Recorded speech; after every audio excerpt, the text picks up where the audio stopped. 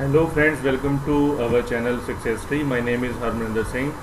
Friends, आज हम करेंगे फिज़िक्स के कुछ और नए टॉपिक। जैसे कि आपको पता है कि हम ऑलरेडी फिज़िक्स के टॉपिक जो हैं वो कर रहे हैं। तो आज के लेक्चर में हम कुछ नए टॉपिक्स करेंगे और इसमें मेन जो टॉपिक है वो साउंड का होगा। साउंड से रिलेटेड हम चीज़ें करेंगे। तो आई होप कि आपको जो लास्ट लेक्चर है जो हमने पहले करे हैं तो वो भी आपको अच्छे से समझ आ रहे होंगे।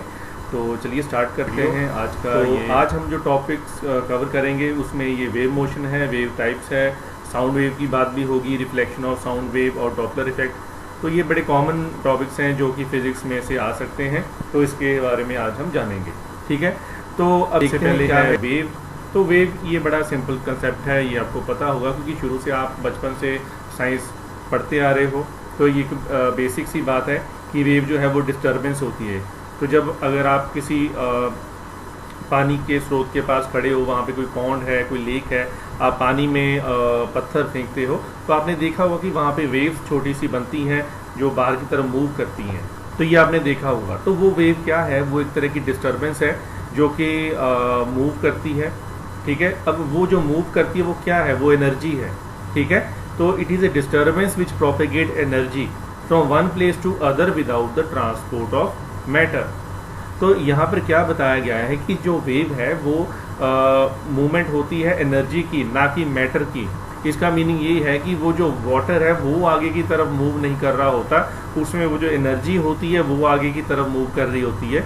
तो इसकी एक बहुत सिंपल आप एक्सपेरिमेंट कर सकते हो। अगर आप उसमें कोई वुडन पीस फेंकते हो वहाँ पर, क्योंकि वो उसमें डूबेगा नहीं, तो ऑब्वियस है लकड़ी का कोई पीस है वो आपने फेंक दिया, तो वहाँ पर अगर वेव बनती है तो आप देखोगे कि वो आगे की तरफ मूव नहीं करेगा, वो अपनी जगह पर ही अप एंड डाउन वो मूव करता रहेगा। तो इससे ये बिल्कुल क्लियर हो जाता है कि ट्रांसपोर्ट ऑफ मैटर आगे की तरफ नहीं है, ये सिर्फ मूवमेंट ऑफ एनर्जी है, ठीक है। तो वेरी सिंपल। अब यहाँ पर आगे क्या है? There are two types of waves. तो अब फ्रेंड्स यहाँ पर ये जो टू टाइप्स हैं, वन इज़ मैकेनिकल वेव्स और दूसरी जो है वो है इलेक्ट्रोमैग्नेटिक वेव्स। तो मैकेनिकल वेव वो वेव होती है जिसके लिए हमें चाहिए होता है मीडियम, यानी कि कोई माध्यम चाहिए होता है उसको ट्रैवल करने के लिए। तो माध्यम क्या है? वो कोई सॉलिड हो सकता है, लिक्विड हो सकता है, गैस हो सकती है। लेकिन जो इलेक्ट्रोमैग्नेटिक वेव्स हैं जो कि बनती हैं किसी मैग्नेटिक फील्ड में डिस्टर्बेंस के कारण, उनको मूव करने के लिए कोई मीडियम या माध्यम नहीं चाहिए होता है, वो वैक्यूम में भी मूव कर सकती हैं, ठीक है। तो मैकेनिकल वेव्स इनको माध्यम चाहिए, इलेक्ट्रोमैग्नेटिक वेव्स इनको माध्यम नहीं चाहिए। तो ये आपने याद रखना है, बिल्कुल सिंपल पॉइंट है, ये याद रह भी जाएगा। हैं क्या है? तो मैकेनिकल वेव्स की सबसे पहले बात करेंगे। तो waves which require material medium, कौन सा? सॉलिड, लिक्विड और गैस, ठीक है। For their propagation are called mechanical waves और प्लास्टिक वेव्स। तो जिनके लिए मटीरियल मीडियम चाहिए होता है तो उसको हम कहते हैं मैकेनिकल वेव।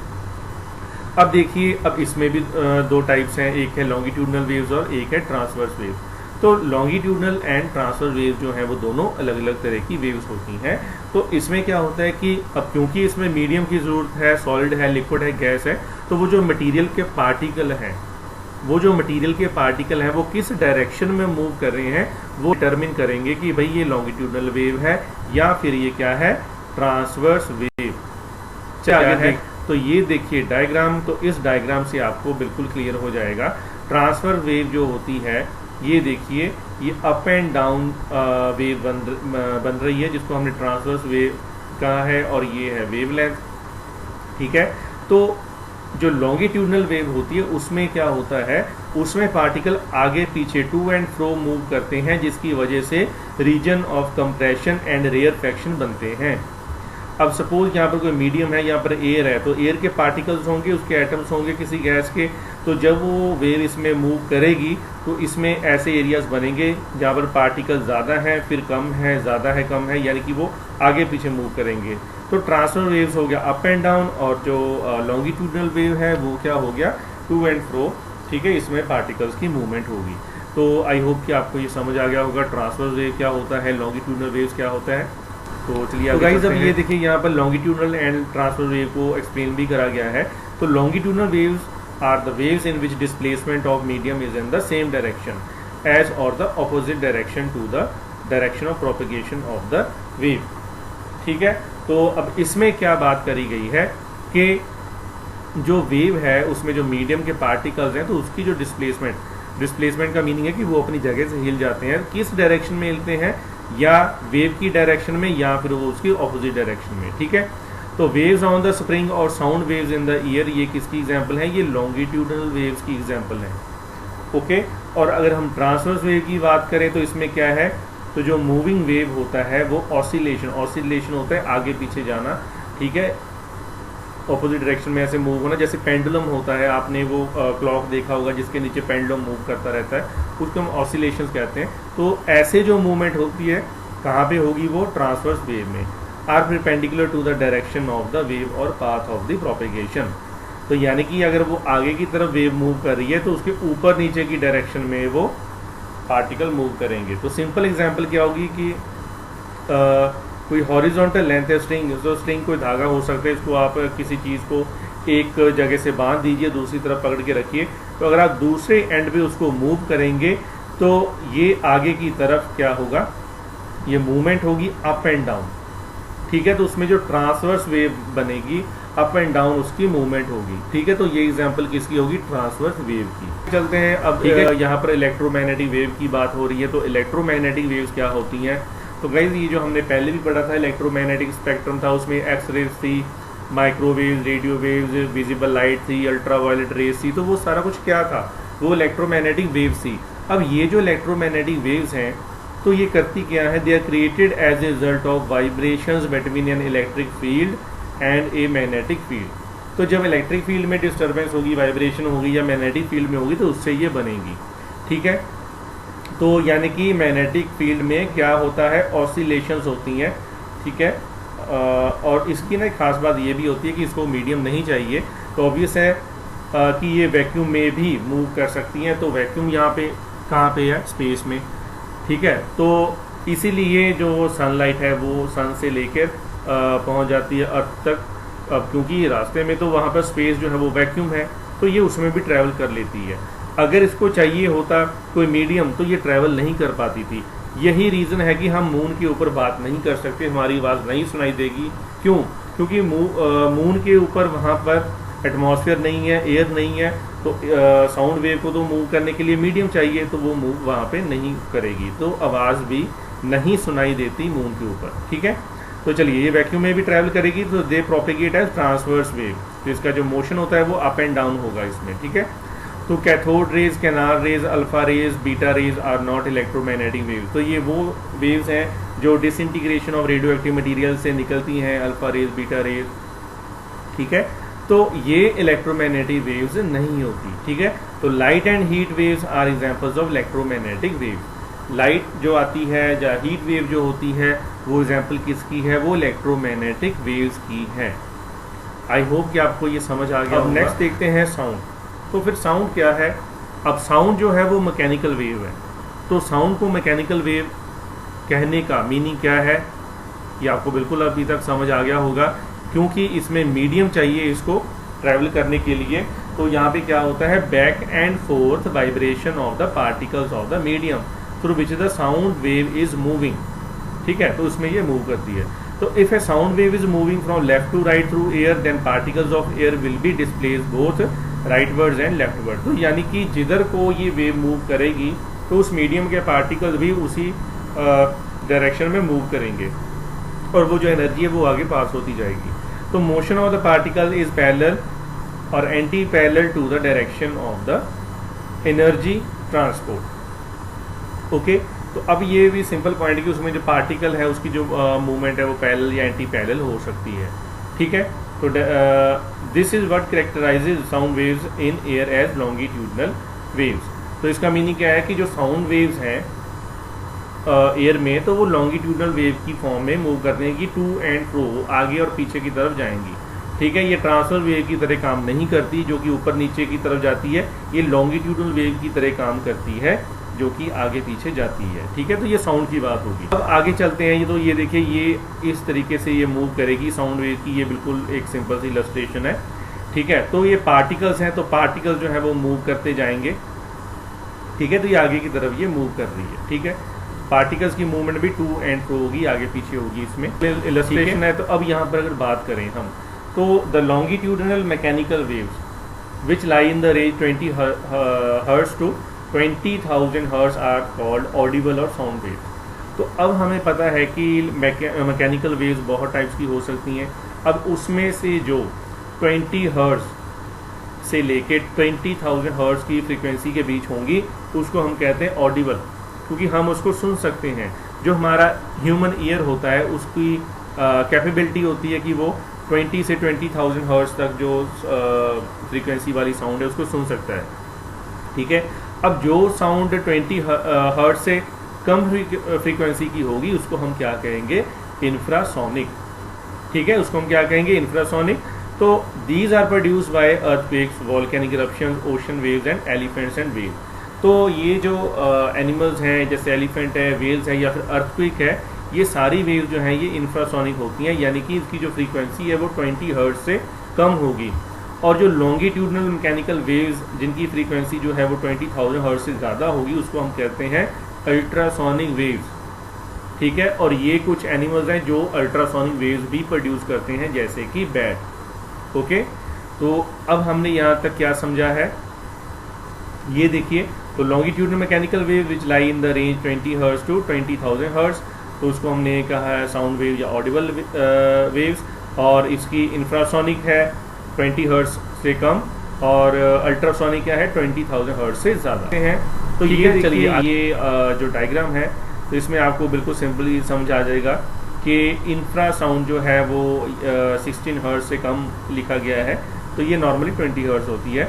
तो ये है ऑडिबल फ्रीक्वेंसी 20 से 20,000 तक। उसके ऊपर की जो साउंड है उसको अल्ट्रासोनिक साउंड कहते हैं। तो वो कौन प्रोड्यूस करता है, डॉल्फिन भी प्रोड्यूस करती है, बैट्स भी प्रोड्यूस करते हैं।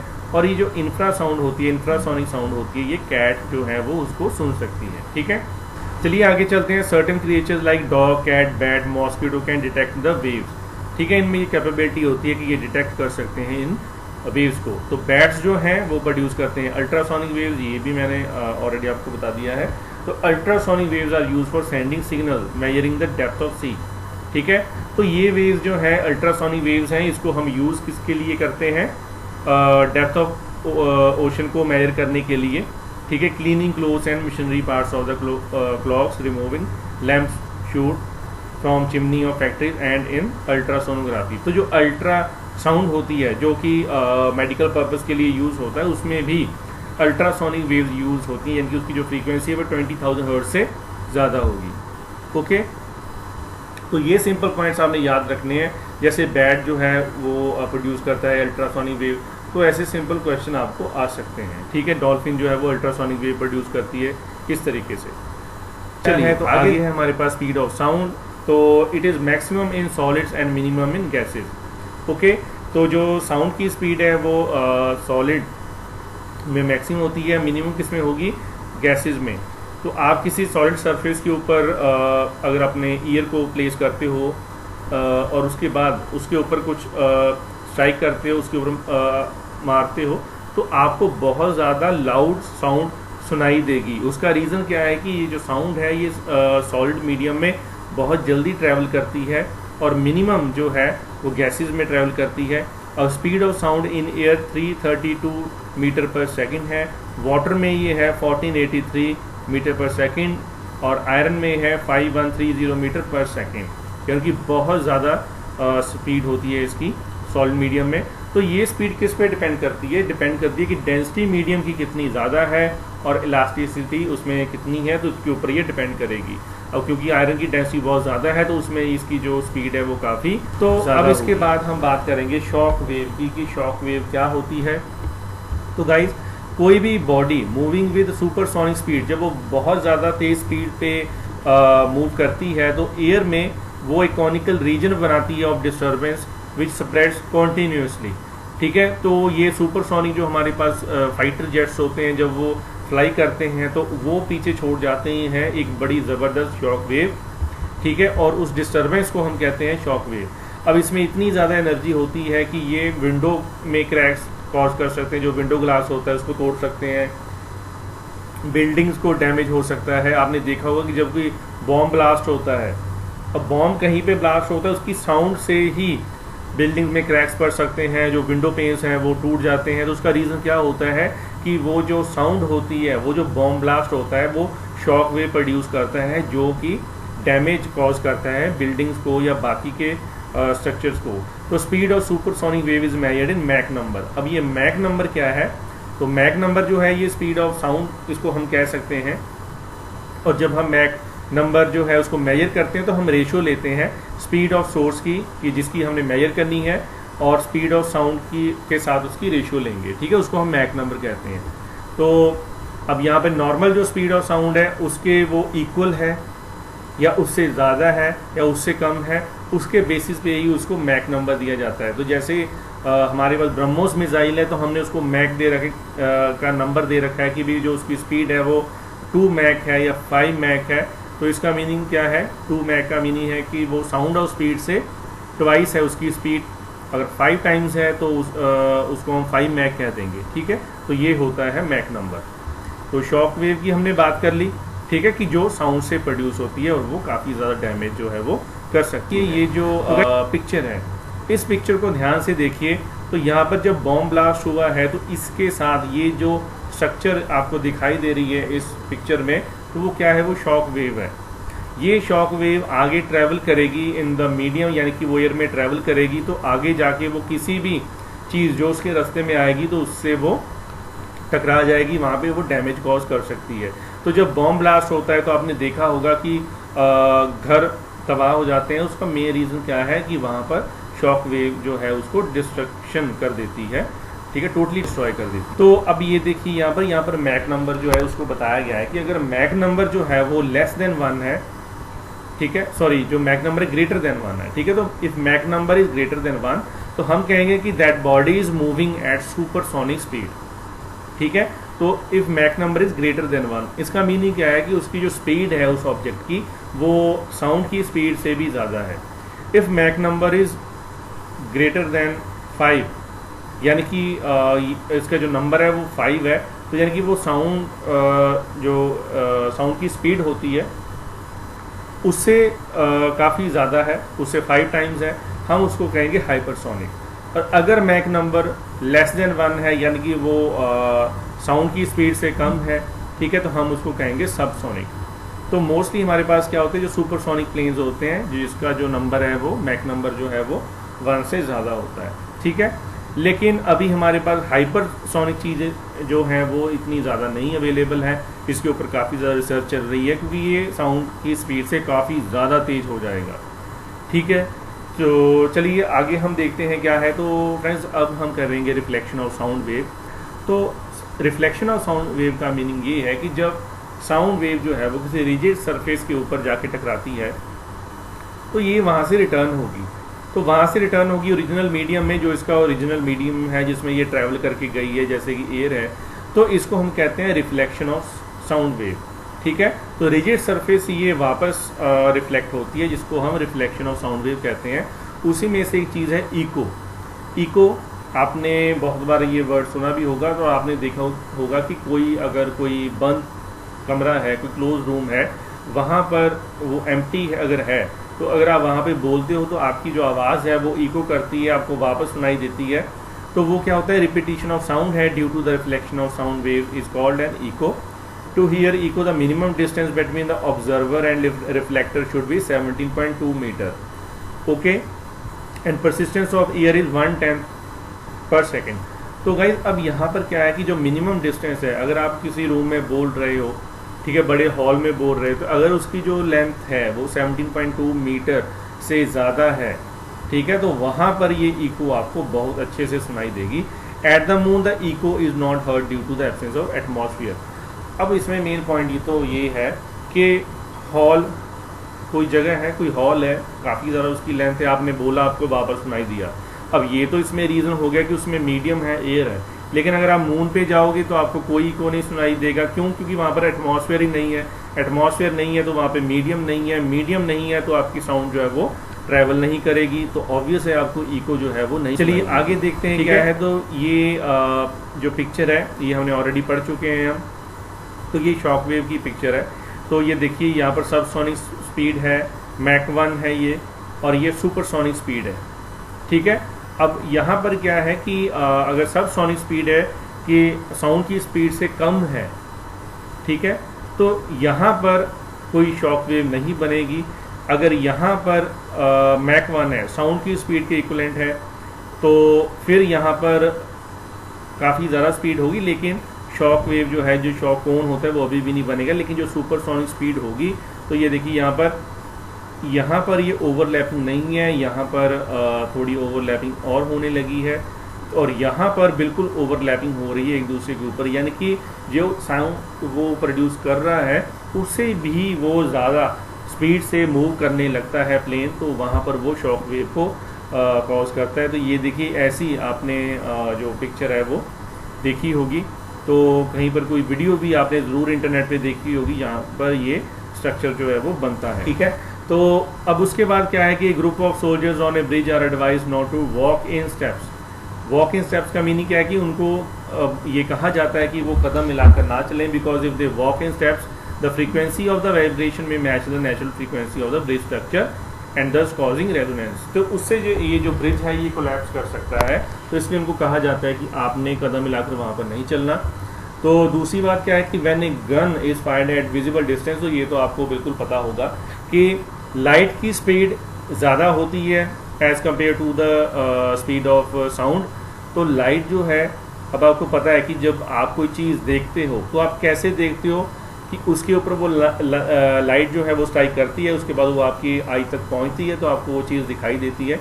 तो अगर गन फायर्ड होती है, आपको स्मोक पहले दिखाई देता है तो साउंड बाद में सुनाई देती है। उसका रीज़न यही है कि स्मोक आपने इसलिए देखा है कि वो जो लाइट है वो पहले ट्रैवल करके पहुंच गई आपकी आई तक, और जो साउंड है वो बाद में आई है, क्योंकि जो साउंड की वेलोसिटी है वो कम होती है। तो यही इसका रीज़न है कि आपको गन में से स्मोक पहले दिखाई देगा और आवाज़ जो है वो बाद में सुनाई देगी, ठीक है। तो ये बिल्कुल स्पीड का चक्कर है और उसमें कुछ नहीं है। चलते हैं तो आगे जो हमारा एक बिल्कुल स्मॉल टॉपिक है वो क्या है, वो है सोनार। तो सोनार का जो मीनिंग होता है that is sound navigation and ranging, ठीक है। तो इसको कहाँ पे यूज़ करा जाता है, इसको अंडर वाटर ऑपरेशन के लिए यूज़ करा जाता है। देखिए इसमें क्या होता है कि इसमें हम साउंड वेव जो हैं वो प्रोजेक्ट करते हैं। तो ये देखिए यहाँ पर एक स्मॉल वेसल है, उसके नीचे ये जो सोनार उपकरण लगा हुआ है। तो इसमें क्या है कि ये साउंड वेव जो है प्रोजेक्ट करता है, साउंड वेव जाके टकराएगी तो इससे इसको पता चल जाता है कि नीचे कोई ऑब्जेक्ट है कि नहीं, ठीक है। अब ये देखिए इससे डेप्थ ऑफ ए सी पता चल सकता है to locate the enemy submarine. अगर वहाँ पे वेसल है, नीचे कोई सबमरीन घूम रही है, पनडुब्बी घूम रही है, तो ये इसको इस ऑब्जेक्ट से पता चल जाएगा, इस उपकरण से, ठीक है। तो शिप रेक्स, कोई शिप डूब गया है, उसकी लोकेशन पता करनी है तो वो भी इससे पता चल जाती है। The transmitter of A Sonar produces pulses of ultrasonic sound waves of frequency of about 50,000 hertz. इतनी ज़्यादा फ्रीक्वेंसी की वो साउंड वेव प्रोड्यूस करता है। तो जब वो रिफ्लेक्ट होकर वापस जाती हैं तो यहाँ पे एक रिसीवर लगा होता है जो उसको रिसीव करता है, तो वो कैलकुलेशन करके उस ऑब्जेक्ट का डिस्टेंस जो है वो निकाल लेते हैं कि वो ऑब्जेक्ट जो है वो कितनी दूर है। ओके, वेरी सिंपल होगा। तो नेक्स्ट हमारे पास एक है वो है डॉपलर इफेक्ट। तो ये फिजिक्स का काफ़ी इंपॉर्टेंट टॉपिक है। देखिए डॉपलर इफेक्ट, इसमें कंफ्यूज होना बड़ा सिंपल टॉपिक है। इसमें ये कहा गया है कि कोई सोर्स है साउंड का और एक ऑब्जर्वर है जो कि उस साउंड को सुन रहा है। तो अगर उनका रिलेटिव मोशन है, यानी कि वो जो सोर्स ऑफ साउंड है वो मूव कर रहा है, ठीक है, तो क्या होगा, the apparent frequency of sound heard by the observer is different from the actual frequency of sound emitted by the source. इसका मीनिंग क्या है कि जो एक्चुअल फ्रीक्वेंसी है साउंड की वो उसको सुनाई नहीं देगी, उसको कुछ और सुनाई देगा जो ऑब्जर्वर है। इसको डॉपलर इफेक्ट कहते हैं। जैसे कि कोई एम्बुलेंस है, ठीक है, एक पर्सन से वो दूर जा रही है, दूसरे पर्सन की तरफ वो जा रही है, तो उसकी जो फ्रीक्वेंसी है वो कुछ और होगी, जो उसके पीछे खड़ा होगा, जो दूर होगा उस एम्बुलेंस से पर्सन, उसको कोई कुछ और फ्रीक्वेंसी सुनाई देगी, और जो पर्सन होगा जिसकी तरफ वो एम्बुलेंस मूव कर रही होगी, जिसके वो पास जा रही होगी, तो उसको जो सुनाई देगा वो फ्रीक्वेंसी कुछ और होगी, ठीक है। अब इस फिनोमिना को हम यूज़ कर सकते हैं डिफरेंट पर्पस के लिए। अब यहाँ पर देखिए, it is used by police to check over speeding of vehicles, ठीक है। वो उसके लिए इंस्ट्रूमेंट यूज़ करते हैं, जिससे क्या होता है कि जो साउंड वेव है वो किसी मूविंग व्हीकल से टकरा के वापस आती है, तो उससे ओवर स्पीडिंग व्हीकल का भी पता चल जाता है। एयरपोर्ट के ऊपर एयरक्राफ्ट को गाइड करा जा सकता है, और to study heart beats and blood flow in different parts of the body. तो मेडिकल पर्पस के लिए भी ऐसे ऑब्जेक्ट्स जो हैं वो यूज़ होते हैं, जिसमें कि डॉपलर इफेक्ट जो है वो यूज़ होता है। तो इस सिस्टम से भी बहुत कुछ मेजर करा जा सकता है। ठीक है, बिल्कुल सिंपल सी डायग्राम देखेंगे तो ये देखिए, ये जो एम्बुलेंस है ये आगे की तरफ मूव कर रही है, तो इसकी जो साउंड होगी, और ये देखिए ये यहाँ पर फ्रीक्वेंसी है, तो आगे की तरफ जा रही है तो हाई फ्रीक्वेंसी होगी। ठीक है, क्योंकि जो वेव लेंथ है वो कम हो रही होगी, लेकिन जो पीछे पर्सन है जहाँ जिससे ये दूर जा रही है, तो यहाँ पर फ्रीक्वेंसी कम हो रही है और जो वेव लेंथ है वो बढ़ रही है। तो इसी को हम कहते हैं Doppler effect. Low frequency towards the person which is far behind the ambulance, और जिसके पास है उसके लिए क्या होगा, वो हाई फ्रीक्वेंसी। तो गाइज ये थे कुछ टॉपिक आज के लिए, जो हमारा साउंड का जो टॉपिक था उसमें हमने ये सब टॉपिक्स कुछ पढ़े हैं। तो आई होप कि आपको अच्छे से समझ आ गया होगा। तो फ्रेंड्स, आपने बस ये याद रखना है कि आपके जो क्वेश्चंस होंगे वो बिल्कुल सिंपल होंगे। तो आपने एक ध्यान रखना है कि कोई सिंगल टॉपिक को बहुत ज़्यादा डिटेल में पढ़ने की बजाय आप मल्टीपल टॉपिक्स पढ़िए, उसको थोड़ा कम डिटेल में पढ़िए, लेकिन उसके बारे में एक बेसिक आइडिया आपको होना चाहिए। कोई भी टॉपिक हो, तो जितना आप ऐसे एक्सटेंसिव स्टडी करेंगे, बहुत ज़्यादा टॉपिक कवर करेंगे, तो उतनी आपकी प्रेपरेशन जो है वो अच्छी होगी। ठीक है, तो this is all for now in this lecture. So next topic we will discuss in our next video. So till then,